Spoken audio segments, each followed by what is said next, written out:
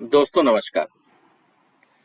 आजकल देश में विपक्षी एकता की बात चल रही है। विपक्षी दलों को लगता है कि अगर हम सब इकट्ठे हो जाएं, तो शायद मोदी को हरा सकते हैं। और उसका फॉर्मूला है कि बीजेपी के खिलाफ अगर हम एक ही कैंडिडेट उतारेंगे तो शायद हमारी जीतने की संभावनाएं बहुत हद तक बढ़ जाती हैं। कारण भी सिंपल है, क्योंकि अगर आप टोटल वोट परसेंटेज देखें तो बीजेपी को अलग अलग क्षेत्रों में करीब 35 से 40% तक वोटिंग मिलता है। इसका मतलब यह है कि जो 60% वोट है वो बीजेपी के अलावा बाकी पार्टियों में बंट जाता है, इसीलिए बीजेपी जीत जाती है।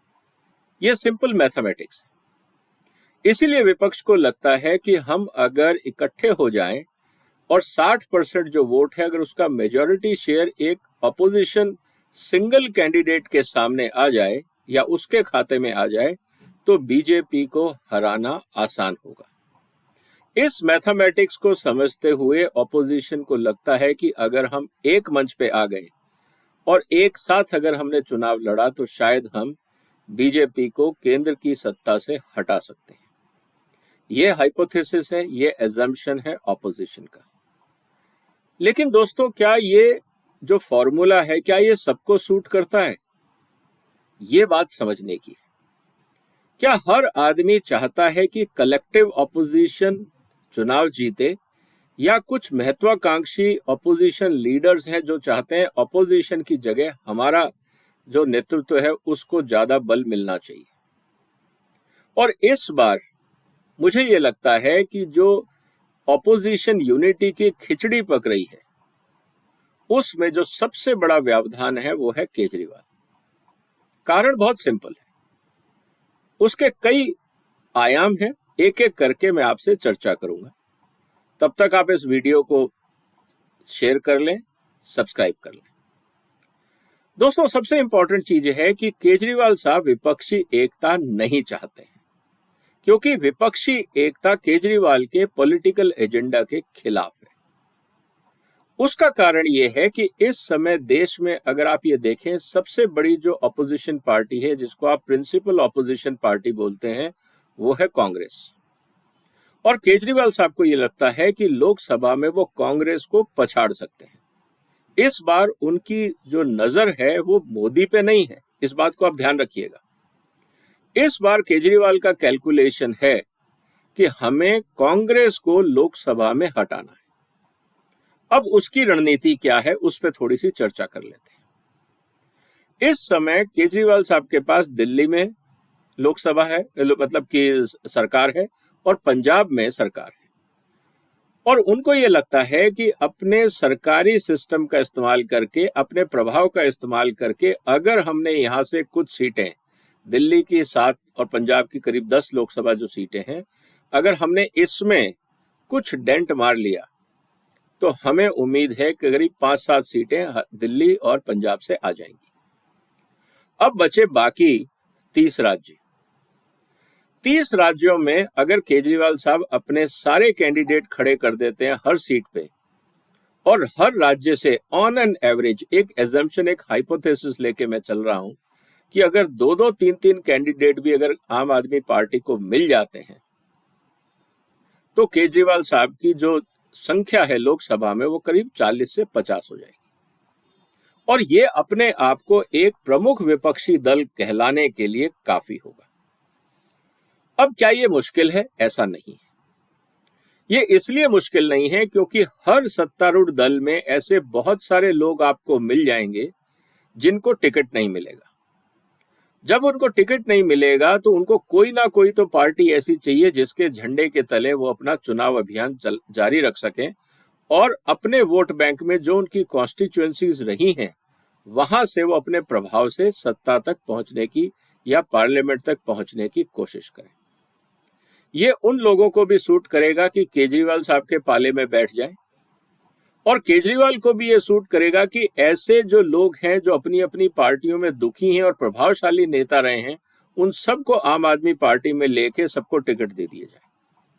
अगर 400, 450 टिकट भी बांट दिए गए और उसमें से अगर 5, 7, 10% भी लोग जीत जाते हैं तो ये आम आदमी की सफलता होगी।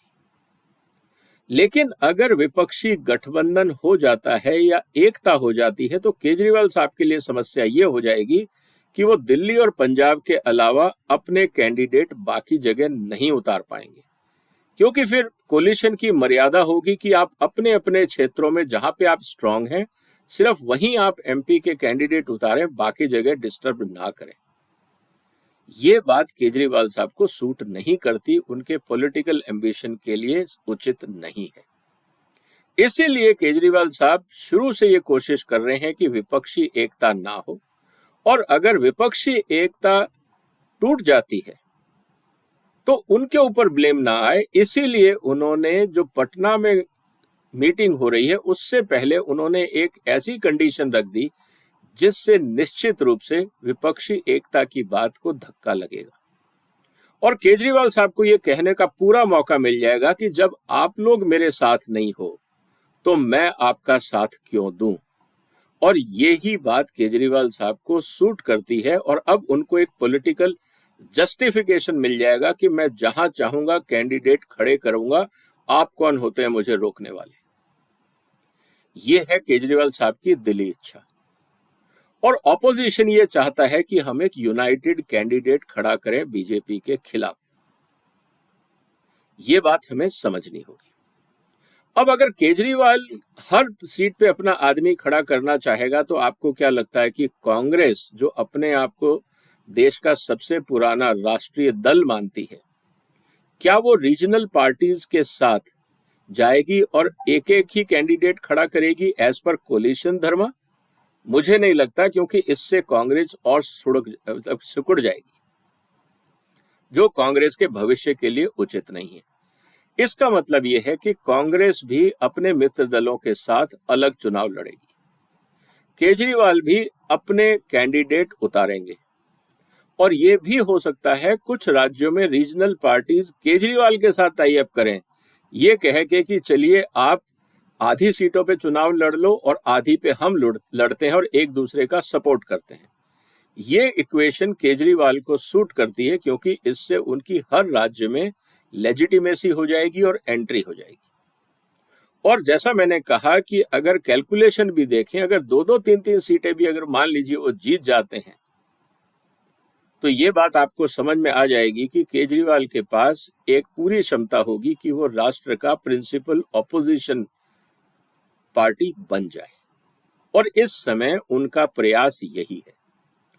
जहां तक बात है कांग्रेस की, कांग्रेस के लिए मजबूरी यह है कि अगर वो कोलिशन में शामिल होती है तो जितने ऑपोजिशन दल हैं वो तो सारे ही कांग्रेस की कीमत पे बड़े हुए हैं, कोई बीजेपी की कीमत पे बड़ा नहीं हुआ है, सब ने कांग्रेस के वोट काटे हैं और बड़े हुए हैं। और अगर कांग्रेस रीजनल दलों का साथ दे देती है तो कांग्रेस का वजूद खत्म हो जाएगा, फिर लोगों को यह लगेगा कि कांग्रेस की जरूरत क्या, अगर रीजनल पार्टीज को ही वोट देना है तो। और जिस तरह से वोटिंग पैटर्न हो रहा है, हिंदुस्तान का जो वोटर है वो बाई पार्टीशन इलेक्शन की तरफ बढ़ रहा है, या तो वो बीजेपी को देगा या कोई ऐसी पार्टी को देगा जिसको लगता है कि जो बीजेपी को काउंटर कर सके। आज की तारीख में हिंदुस्तान का वोटर अपना वोट वेस्ट करने को तैयार नहीं है, और यही कारण है कि केजरीवाल का जो फॉर्मूला है वो है माइनॉरिटी वोट और बीपीएल फैमिली को, जिसको फ्री बिजली, फ्री राशन, फ्री बस राइड के नाम पे वो अपनी तरफ आकर्षित कर सकते हैं। और अगर वो वोट इकट्ठे हो जाते हैं और किसी कॉन्स्टिट्यूएंसी में वोट बिखर जाते हैं तो केजरीवाल को लगता है कि अगर मेजॉरिटी बीजेपी को नहीं मिली तो उनका नंबर आसानी से आ जाएगा। ये रणनीति है केजरीवाल की, इसलिए ऑपोजिशन यूनिटी केजरीवाल साहब को सूट नहीं करती है, उसके पॉलिटिकल एम्बिशंस के खिलाफ है। लेकिन जो विपक्षी दल, जो रीजनल पार्टीज हैं, जो अपने एग्जिस्टेंस के लिए लड़ रहे हैं और उनको पता है कि वो मल्टी कॉर्नर्ड इलेक्शन में फाइट करके कोई फायदा नहीं है, वो जीत नहीं पाएंगे, वो ये कोशिश कर रहे हैं कि वोट कटे नहीं और किसी तरह से उनका जो एग्जिस्टेंस है, वजूद है, वो बना रहे। ये उनकी डिजायर है, ना कांग्रेस चाहती है, ना आम आदमी चाहती है, ना बीजेपी चाहती है। ये कोलिशन वो लोग चाहते हैं जिनका अपना एग्जिस्टेंस खतरे में है। और उनके पास रिसोर्सेज नहीं है, इसीलिए वो नहीं चाहते कि वोट बटे और जो नॉन बीजेपी वोट है वो एक ही कैंडिडेट के पास आए और जिन पार्टियों का जहां पे क्षेत्र पे अधिकार है या इन्फ्लुएंस है वो वहां से अपने कैंडिडेट लोकसभा में भेज दें ताकि उनका पॉलिटिकल एग्जिस्टेंस बना रहे। ये है पूरा आज आपके सामने विपक्षी एकता का रंगमंच। लेकिन अब सवाल ये है कि तो फिर लोकसभा चुनाव में होगा क्या? सबसे पहले तो जो पटना की घटना होने वाली है, पटना में जो मीटिंग होने वाली है, आपको वहां बहुत अच्छा तमाशा देखने को मिलेगा। तमाशा ये होगा कि कांग्रेस नहीं चाहती, लेकिन मजबूरी भी उनको विपक्षी एकता के नाम पे आना पड़ेगा। दूसरी तरफ केजरीवाल नहीं चाहते, लेकिन उन्होंने ऐसी कंडीशन डाल दी कि जिससे कांग्रेस को फ्रस्ट्रेट किया जाए, कांग्रेस को बदनाम किया जाए। तो कांग्रेस वहां नहीं जाएगी, मतलब अगर जाएगी भी तो जूनियर रिप्रेजेंटेशन से जाएगी। मुझे नहीं लगता कि कोई सीनियर नेता कांग्रेस का उस मीटिंग को अटेंड करेगा। पहली बात, इसका मतलब यह है कि कांग्रेस सिर्फ लिप सर्विस कर रही है, उसका इंटरेस्ट नहीं है विपक्षी एकता में। वो अपने कैंडिडेट सारे देश में खड़ा करेंगे, क्योंकि राहुल गांधी चाहते हैं कि कांग्रेस रिवाइव हो और कोलिशन से सबसे ज्यादा नुकसान अगर किसी को हुआ है तो वो कांग्रेस को हुआ है। अगर उनको अपना रिवाइवल चाहिए तो उनको कोलिशन पॉलिटिक्स से हटना ही होगा, नहीं तो वोटर बहुत क्लियरली कंफ्यूज हो जाता है कि फिर हम रीजनल पार्टी को ही देंगे, चाहे वो अगर लोकसभा चुनाव हो या विधानसभा चुनाव हो। तो कांग्रेस का वोट बैंक हटके रीजनल पार्टीज में चला जाता है और जितनी रीजनल पार्टीज हैं उनकी ग्रोथ सारी कांग्रेस की कॉस्ट पे ही हुई है। तो पहली बात तो ये है कि कांग्रेस अलग रहेगी। कांग्रेस को पछाड़ने के लिए आम आदमी की रणनीति ये है कि हम कोलिशन में नहीं जाएंगे, हम कांग्रेस के मुकाबले अपना कैंडिडेट उतारेंगे और उन कैंडिडेट्स को उतारेंगे, चाहे वो कांग्रेस के हों या किसी और दल के हों, जो अपने अपने क्षेत्र में इन्फ्लुएंशियल हैं, उन सबको आम आदमी पार्टी के झंडे के नीचे लाओ और टिकट दे दो। कुछ लोग तो जीत के आएंगे, इससे कांग्रेस के अलावा आम आदमी पार्टी भी एक विपक्षी दल के रूप में लोकसभा में दिखाई देगी। तो दोस्तों, 3 कैंडिडेट तो हर इलेक्शन में हो गए। पहला, मतलब कि लोकसभा इलेक्शन में हो गए, पहला बीजेपी का कैंडिडेट, दूसरा कांग्रेस का कैंडिडेट, तीसरा आम आदमी का कैंडिडेट, चौथा विपक्षी एकता का कैंडिडेट। मतलब 4 कॉर्नर इलेक्शन ज्यादातर जगह आपको देखने को मिलेगा। जब 4 कॉर्नर इलेक्शन होगा तो आपको ये पता है कि जो बीजेपी का वोट अपना कोर वोट है, जो बाकी वोट है उनको ये तीनों पार्टियां आपस में बांटेंगी। अब समस्या ये है कि मुस्लिम वोट किस तरफ जाए, कांग्रेस की तरफ जाए, आम आदमी की तरफ जाए या थर्ड फ्रंट की तरफ जाए। जब वो थर्ड मोर्चे की तरफ जाएं या कहीं और जाएं, इसका मतलब यह है कि तीनों को एक दूसरे के ऊपर छींटाकशी करनी ही होगी ताकि वो अपने आप के वोट अट्रैक्ट कर सके।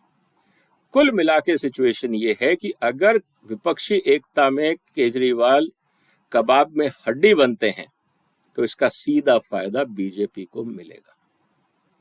अब ये देखना है कि क्या केजरीवाल साहब पॉलिटिकल मैच्योरिटी दिखा के कोलिशन को स्ट्रेंथन करते हैं या अपनी महत्वाकांक्षा के लिए ऑपोजिशन की बलि चढ़ाते हैं। अब ये देखने को मिलेगा पटना में कि रणनीति केजरीवाल साहब की क्या होगी। दोस्तों, आपको क्या लगता है कि क्या केजरीवाल साहब विपक्षी एकता में साधक होंगे या बाधक होंगे? मैंने अपना असेसमेंट आपको बता दिया, आपका असेसमेंट क्या कहता है जरा बताइए। आप अपने कमेंट बॉक्स में लिख सकते हैं, इस वीडियो को शेयर कर सकते हैं, इस चैनल को सब्सक्राइब कर सकते हैं और फिर मिलेंगे एक और महत्वपूर्ण मुद्दे के साथ। तब तक वंदे मातरम।